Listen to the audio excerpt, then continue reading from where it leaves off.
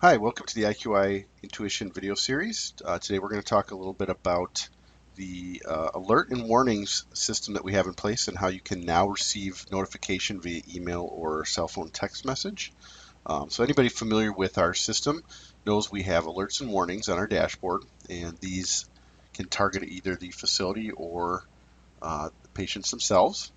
So we have facility level warnings that will monitor for um, certain trends. So for example, if you have 3 or more UTIs within a given wing within 30 days, um, that you'll receive notification. And these are customizable, so facilities can ask us to customize these and tailor them to their needs.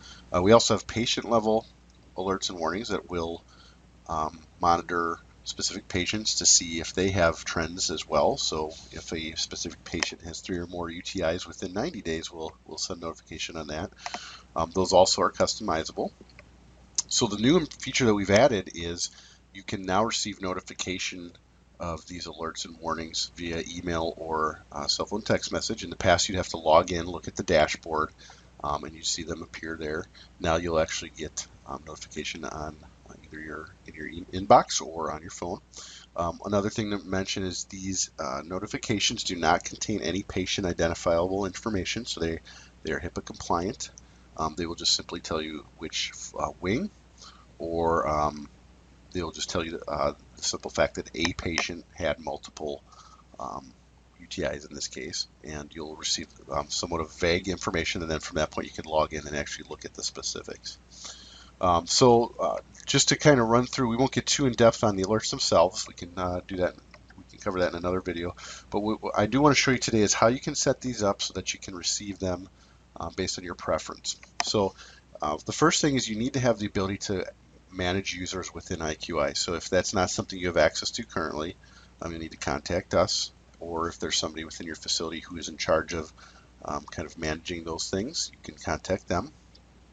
And when you go to the Account Users tab, you're going to see a list of users. You click on the user that we want to set up our alerts for. And one of the new things you're going to see is a new cell phone field. We had an email address field in the past, but now we've added a cell phone one. So should you choose to use the cell phone notification feature, you're going to want to fill this in. Do not use dashes, and make sure to include the area code. So it should be area code and then the phone number. And then upon doing that, you'll have the option now down here near the bottom to define which notifications you'd like to receive and how you'd like to receive them. So if you just want them via email, you can choose that option. If you just want them via cell phone, you have that option as well. And then you have cell phone and email, which will do both.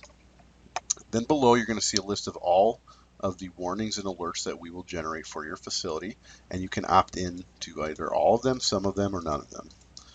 So if you have a preference, for example, if you are monitoring a specific type of infection, maybe you're just watching for MRSA, you can choose just to select those. Or you can say, I want everything and I want to see it all come through. Once you've selected the alerts you wish to opt into, you just simply hit save.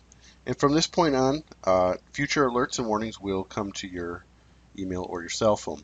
One thing I will mention with text messages on the phone, we do only send those during standard business business hours during the day. We will not send a text message in the middle of the night. We're not dealing with patient critical care here, so we're not sending out text messages at 3 a.m. in the morning or anything like that. With emails, those will go out 24 hours. So we've kind of done that because people who opt in probably don't want to receive text messages at all hours of the night. But if you are looking to get that kind of feedback, you can certainly use the email option, and then with your phone, just make sure you're monitoring your email. So that's pretty much it. That covers how you can set those up.